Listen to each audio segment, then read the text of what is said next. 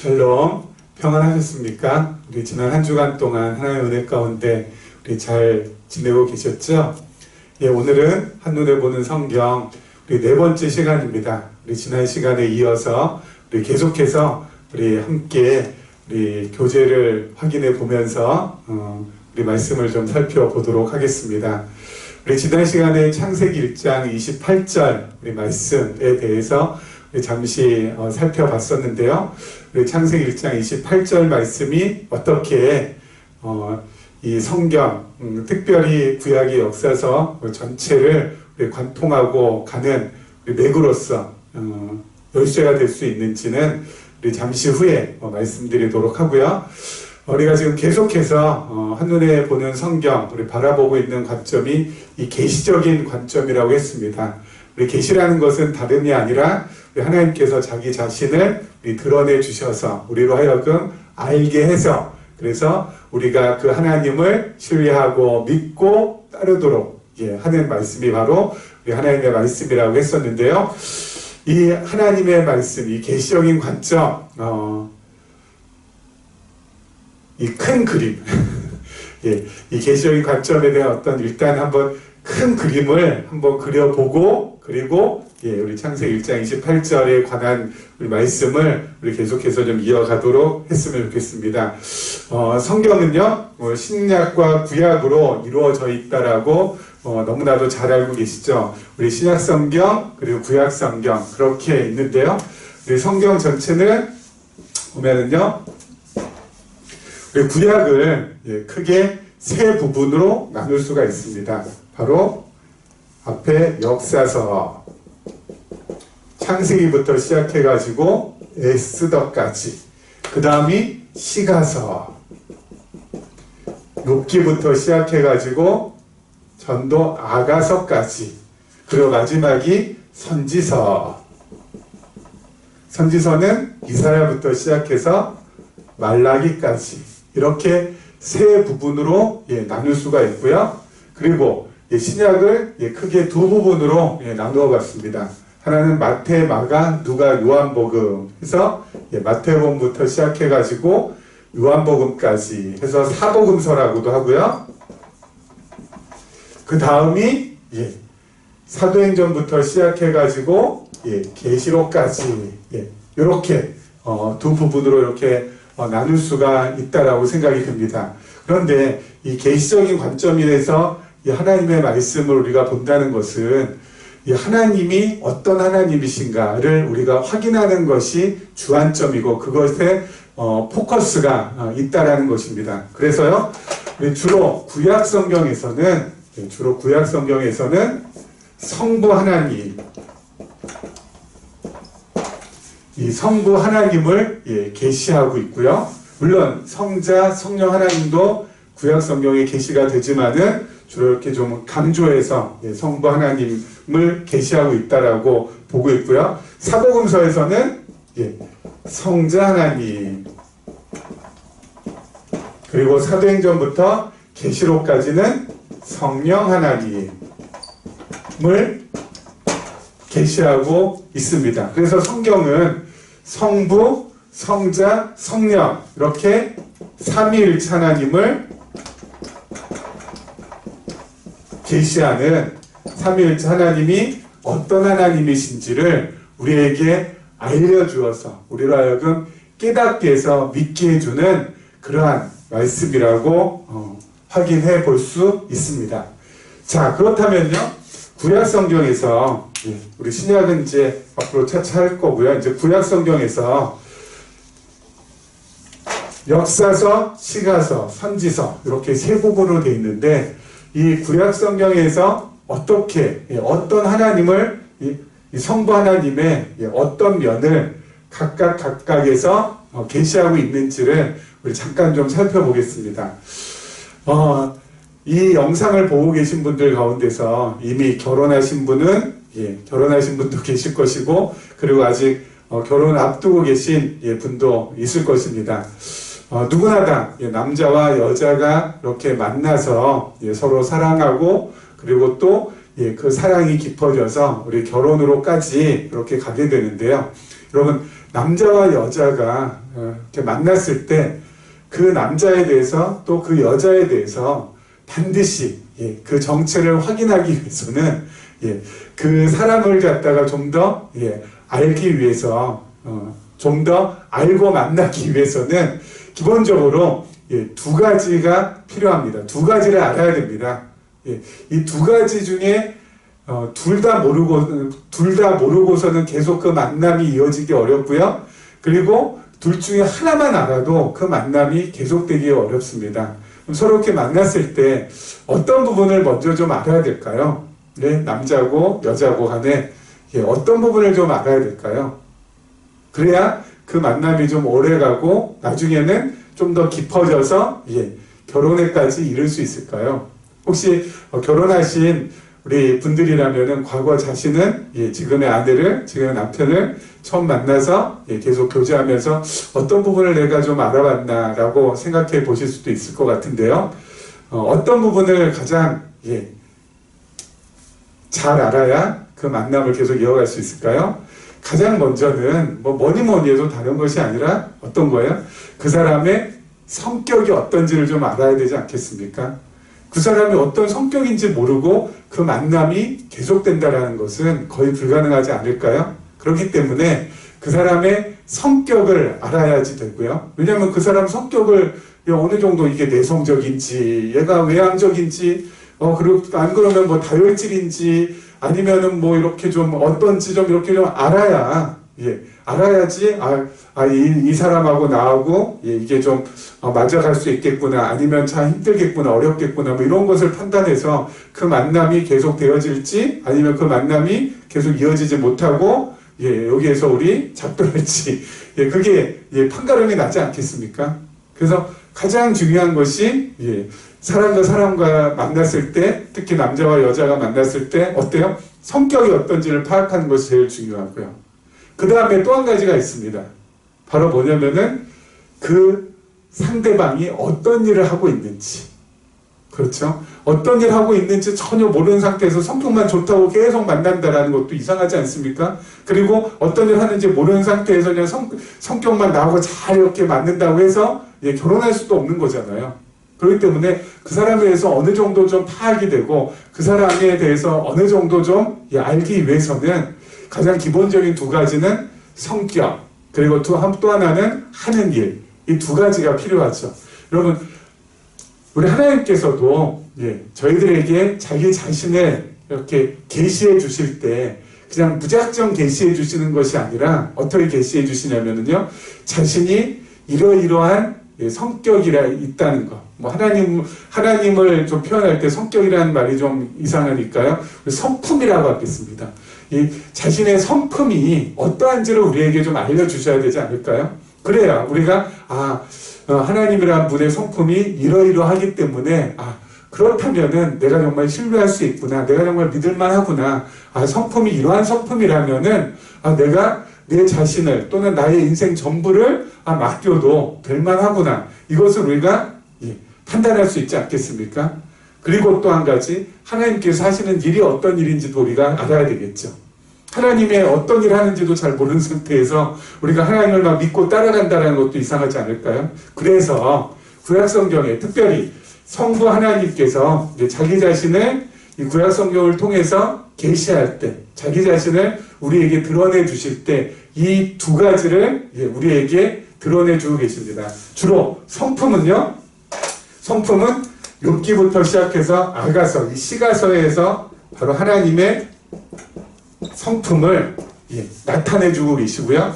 그 다음에 선지서, 이사야부터 말라기까지 하나님이 하시는 일, 사역이라고 해야 되겠죠. 그래서 성품과 사역을 하나님께서 이 구약성경 시가서와 그리고 선지서에 계시해주고 있다라는 것입니다. 구체적으로 이 시가서에서 어떤 하나님의 성품이 계시되는지, 그리고 또 선지서에서 어떻게 하나님께서 일하시는지는 우리 다음 계속해서 이어지면서 우리가 확인해 볼 거고요. 특별히 그런데 이게 이제 남지 않습니까? 역사서, 창세부터 이 에스더까지, 이 역사서에서는 도대체 하나님께서 우리에게 성품도 알려주시고 그리고 하나님이 어떤 일 하시는 건지도 알려주시는데 이 역사에서는 무엇을 알려주실까요? 여러분, 우리가 남자와 여자가 서로 만났을 때는 우리는 어때요? 다 오감으로 상대방을 전부 다 확인해낼 수 있죠. 우리 시각을 통해서 상대방의 내용을 갖다가 파악할 수 있고요. 청각을 통해서 상대방의 목소리를 우리가 알 수 있고요. 그리고 촉각을 통해서 상대방이 근육질인지 아니면 부드러운지 이것도 우리가 확인할 수가 있고요. 그리고 또 상대의 맛은 잘 모르겠네요. 맛은. 하지만 상대방의 그 외향에서 풍기는 향기는 어떤지 그것은 우리가 후각을 통해서 확인할 수가 있지 않겠습니까? 그런데 문제는 하나님은 영이시기 때문에 우리가 오감을 통해서 그 하나님을 갖다가 포착하지 못한다라는 것이 가장 큰 어려움입니다. 그렇지 않아요? 우리가 어릴 때 제가 초등학교 4학년 때부터 교회 다녔는데요. 제가 교회 다니다 보니까 교회 다니지 않는 친구들이 저에게 가장 많이 물어봤던 질문 중에 하나가 뭐냐면은 광석아, 너 하나님 봤어? 그거였거든요. 여러분, 우리가 하나님을 볼 수 있지는 않잖아요. 하나님이 이렇게 시각적으로 보이지 않잖아요. 그렇죠? 시각적으로 이렇게 보이면 참 좋을 텐데 하나님께서 그 놀라운 영광의 하나님께서 정말 시각적으로 나타나면 우리는 아마 공중분해돼서 없어질 것이죠. 그 영광 앞에서. 그럴 때 하나님께서 우리 앞에서 시각적으로 우리에게 보여주시기가 어렵죠. 우리의 오감을 통해서는 하나님의 존재를 우리가 파악할 수 없다고요.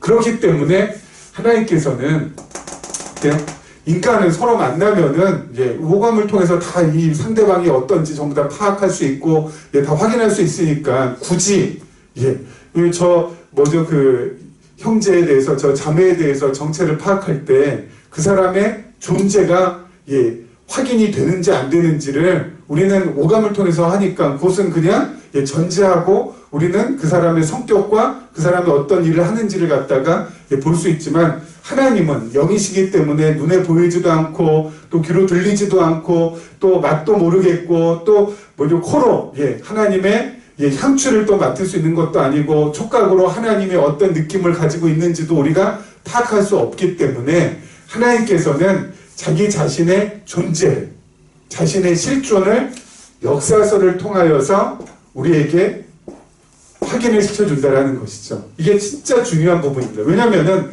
하나님의 존재가 하나님께서 정말 존재하는지 존재하지 않는지가 확인되지 않은 상태에서 하나님의 성품이 이렇고 또 하나님께서 하시는 일이 이렇고 아무리 얘기해봤자 어때요? 소용없는 거잖아요.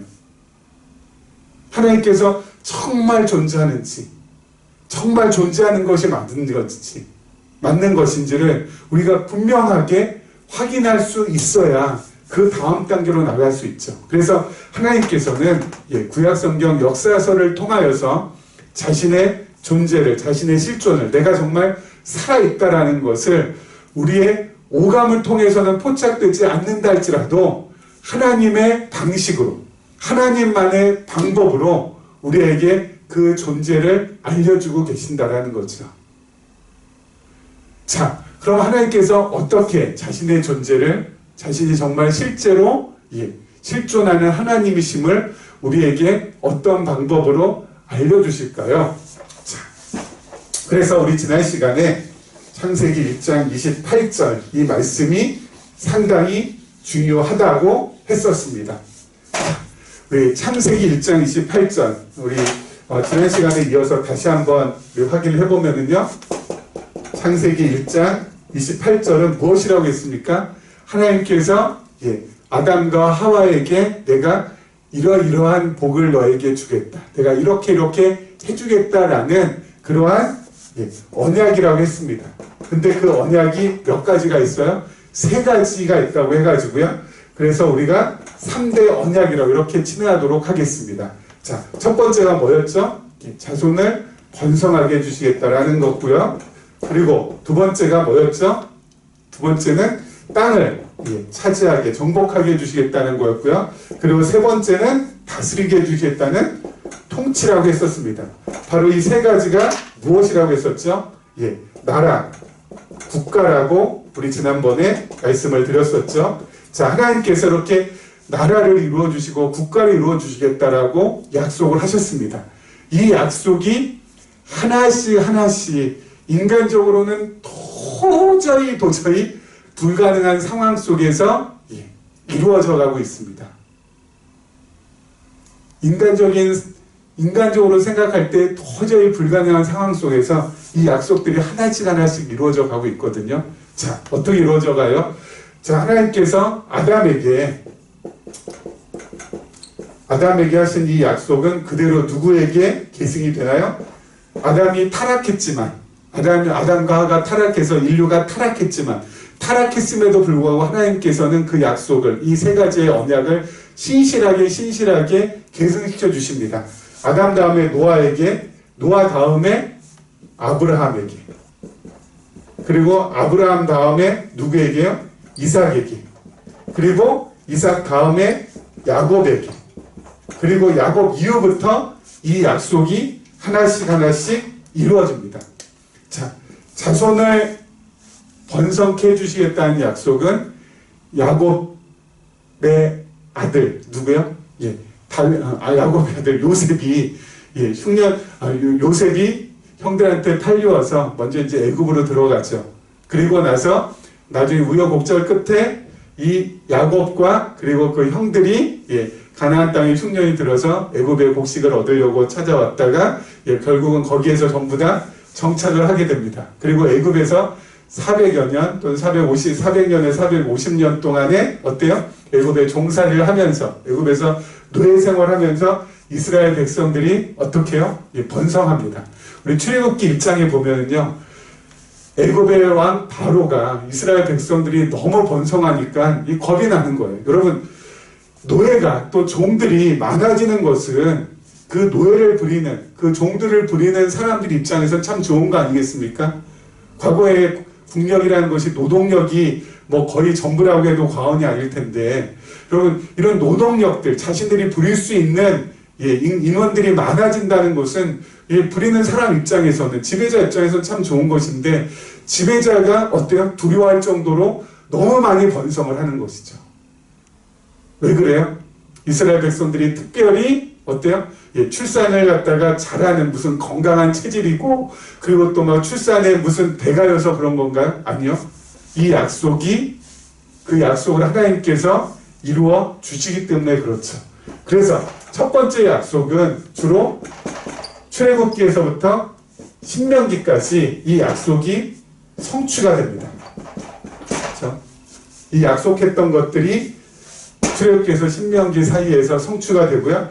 땅을 차지하게 해주겠다라는 이 약속도 어디에서요?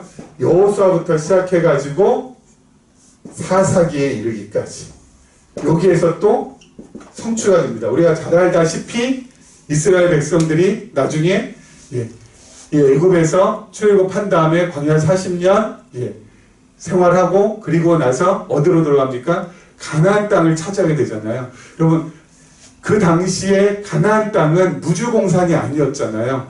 거기에는 가나안 7족속이라는 정말 철병결을 가지고 있고 또는 이 철무기로 무장한 그러한 엄청난 이 가나안 족속들이 가나안 땅을 차지하고 있었지 않습니까? 그런데 어떻게 해요?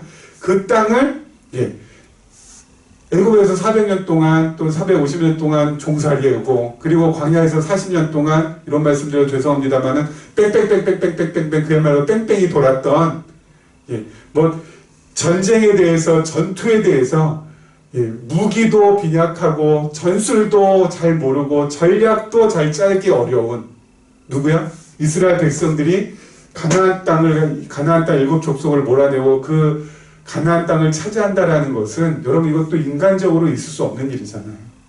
그런데 어때요? 그 땅을 하나님께서 언약대로 이루어 주신다라는 것이죠. 그리고 또 하나 제일 마지막에 통치는 룻기부터 시작해가지고 에스더까지 하나님께서 요것도 성취시켜 주시는데 어떻게 해요? 룻기에 보면은 하나님께서 다윗 왕을 준비하는 장면에 나옵니다. 그렇죠? 예, 다윗 왕을 준비하는 장면. 룻과 누가 만나요? 예, 이방 여인 룻과 보아스가 만나서 오벳을 낳고, 그 오벳은 누구를 낳아요?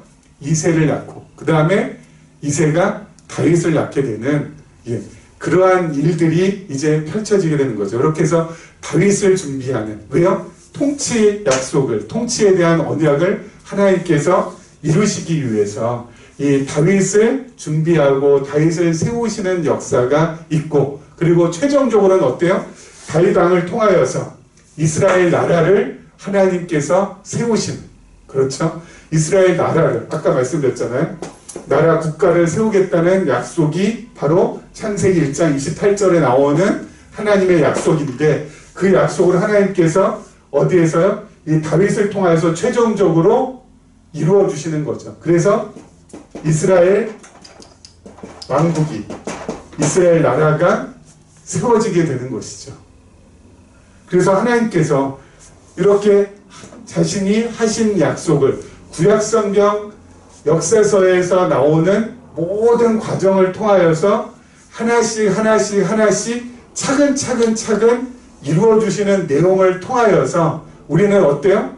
예, 도저히 이거 이루어지기 어려운 것인데, 예, 이거 도저히 성취되기 어려운 것인데, 이게 이렇게 이루어지는 것을 보니까 뭐야? 과거에 약속이 있었다는 거죠. 누구의 약속이요? 하나님의 약속이.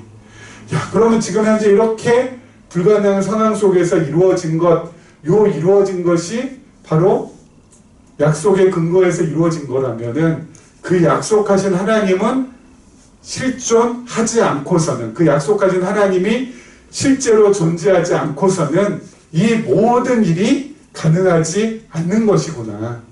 그래서 누구를요? 하나님의 존재를 우리가 확인할 수 있는 거라고요.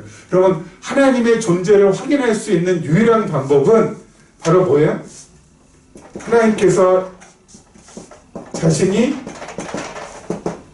언약하시고 그 약속을 이루시는 것을 통하여서, 어디를 배경으로 해서요?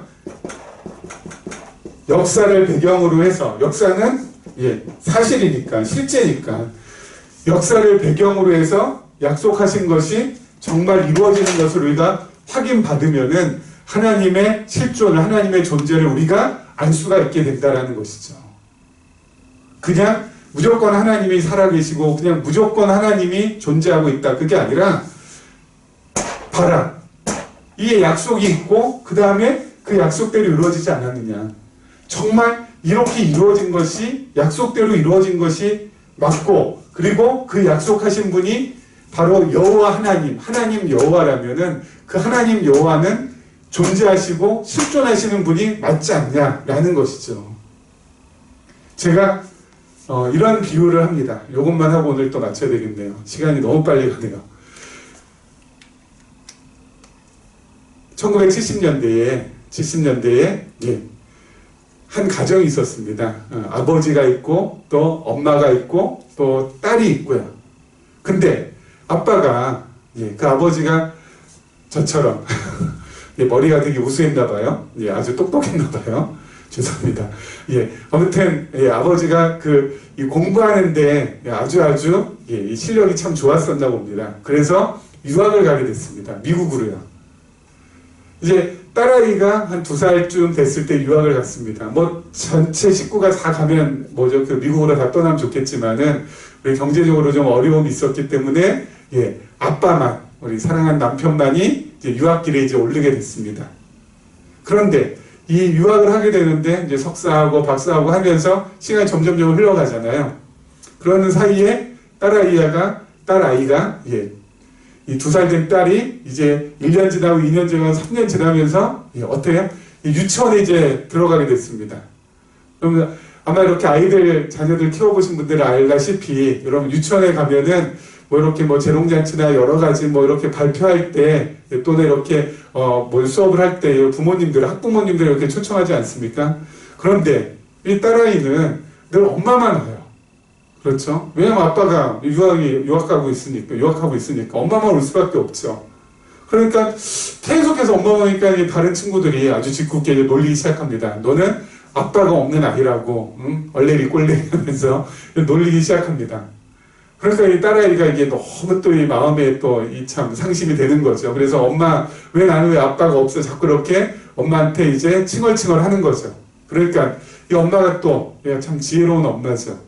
그 당시에는 남편하고 이렇게 소통할 수 있는 수단이 뭐 지금처럼 스마트폰이 있는 것도 아니고 뭐 전화가 발달해 있는 것도 아니어서 오직 편지로만 소통이 가능합니다. 그래서 이 지혜로운 이 엄마가요, 이 남편한테, 자기 딸의 아빠한테 편지를 씁니다. 여보, 우리 아이가 지금 유치원에서 이러이러한, 아이들 때문에 지금 이렇게 참 마음에 상심을 많이 하고 있다. 당신이 정말 유학하고 있다라는 거, 당신 직접 오면은 제일 좋겠지만 한국 땅에 그러지 못하니까 당신이 우리 딸아이에게 편지를 좀 써달라. 어떤 편지냐면은 내가 몇월 며칠 날까지 우리 딸에게 선물해 주겠다라는 그런 약속의 편지를 써달라는 것이죠. 그래서 아빠가 그 편지를 딱 보니까 충분히 이건 뭐 할 수 있는 것이고 또 딸아이를 위해서라면 뭐 어떻게 뭐가 있겠습니까? 그래서 딸아이한테 편지를 씁니다. 얘야, 아빠는 여기 유학 중에 있고 그리고 아빠가 너에게 이번 성탄절이 다가올 때 선물을 너한테 줄게. 선물을 내가 소포로 보내줄게. 그래서 12월 24일 날 도착하게끔 할 텐데 그 선물 안에는 그 선물은 바로 뭐냐면은 우리 딸이 좋아하는 곰인형과 그리고 아빠가 미국에 있으니까 우리 뉴욕의 자유여신상 이 모형 그것을 선물로 이렇게 보내줄게 하고 편지를 보냈습니다. 딸아이가 딱 받고 아빠가 선물을 보내준다는데 그 두 가지 선물 그거 갖다 이제 기다리는 거죠. 아니다 할까 성탄절 크리스마스 이브날 12월 24일 소포로 띵동 하고 선물이 배달이 돼서 딱 옵니다. 그러니까 그 딸이 너무너무 좋아하는 거죠. 그런데 그것만 가지고는 조금 정말 아빠가 있나 없나 긴가민가 해도 할 거예요. 그래서 그랬는지 그 아빠가 다시 한번 또 딸에게 약속의 편지를 씁니다. 한 달 후에 그러니까 이제 1월 말이죠. 1월 말 1월 30일 날 아빠가 우리 새학년 또 새학기 또 다가오니까 학용품 세트를 우리 딸내미한테 선물로 또 보내줄게. 그렇게 약속의 편지를 씁니다. 그리고 나서 아니나 다를까 1월 30일 날 어때요? 학용품이 메이드 인 USA 해가지고 학용품이 딱 배달이 돼서 소포로 딱 옵니다. 그러니까 그 딸아이는 어때요? 이제는 의심의 구름이 좀 더 많이 거친 거죠. 그렇게 아빠가 약속의 편지를 쓰고 그리고 그 약속대로 어때요? 선물을 또 보내주고 그렇게 몇 차례 더 꼬박꼬박 그 약속을 그대로 지켜주니까 그 딸 아이는 어때요? 이제는 우리 아빠가 정말 미국에 살아계신 것이 맞구나. 우리 아빠는 정말 미국에 있는 것이 맞구나. 그것을 확인받을 수 있지 않습니까? 왜 이런 말씀드렸는지 아시죠? 하나님께서 약속하시고 그 약속을 이루어 주심으로 자신의 살아계심을 우리에게 확인시켜 주신다는 것이죠. 오감으로는 포착이 안 되는 하나님이잖아요. 그렇기 때문에 하나님 입장에서도 좀 답답하실 거예요. 내가 그냥 확 나타나면 제일 좋을 텐데. 근데 하나님이 우리한테 딱 나타나면 우리는 어떻게 돼요? 우리는 뭐 다 끝장나니까. 그렇게는 안 되니까 하나님께서 구약을 기록하게 하셔서 어떻게 해요? 자신의 존재를 확인시켜 주신다라는 것이죠. 여러분 이렇게 하나님께서 살아계시다라는 거, 하나님께서 정말 실존하시는 분이시라는 거, 여러분 이것이 얼마나 우리 신앙에 있어서 중요한지는 우리 다음 시간에 말씀을 드리도록 하겠습니다. 여러분 여기까지 들어주셔서 감사합니다. 계속해서 우리 평안한 하루 보내시기를 부탁을 드리겠습니다. 감사합니다.